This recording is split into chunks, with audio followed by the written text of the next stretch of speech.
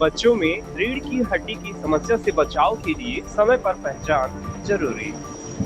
लखनऊ गोरखपुर निवासी 12 वर्षीय मोहिनी जन्म से ही दूसरे बच्चे से अलग थी।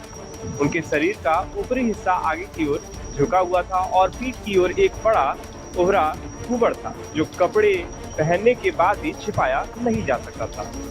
इससे न सिर्फ उन्हें चलने फिरने में परेशानी होती थी बल्कि अपनी उम्र में बच्चों में चर्चा का विषय थी। इस शारीरिक और मानसिक पीड़ा को उन्होंने लंबे समय तक झेला। सिर्फ मोहिनी ही नहीं बल्कि उनके जैसे कई बच्चे और बड़े रीढ़ में झुकाव की समस्या से जूझ रहे हैं।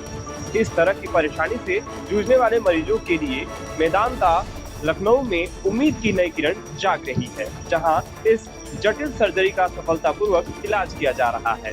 मेदांता हॉस्पिटल लखनऊ के ऑर्थोपेडिक स्पाइन सर्जरी डिपार्टमेंट के associative director doctor Shweta Verma ने बताया कि मोहिनी के केस में हड्डी का कुछ हिस्सा निकालकर उसमें रॉड और स्क्रू लगाए गए। सर्जरी के बाद उनका कुबड़ काफी हद तक कम हो गया। पहले जहां 90 डिग्री का कर्व था, अब 40 डिग्री से भी कम रह गया है। अब सामान्य जीवन जी पा रही है। रीढ़ की हड्डी से जुड़ी बीमारियां सिर्फ वयस्कों तक सीमित नहीं है, बच्चों और किशोरों में भी ये समस्याएं तेजी से सामने आ रही हैं।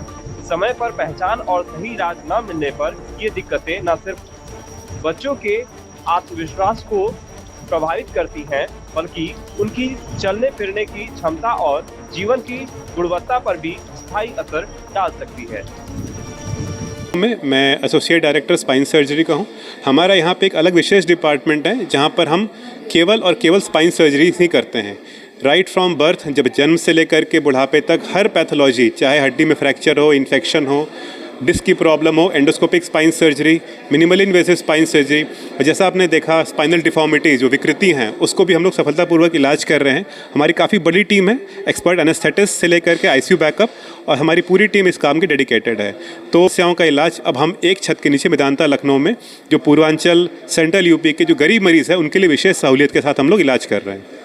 जी, आज जो हमने पेशेंट दिखवाए हैं ये सब पेशेंट ऑलमोस्ट हमारे, एक पेशेंट तो 6 महीने साल भर होने वाला है और एक को हमने पिछले 2 महीने पहले ऑपरेट किया था।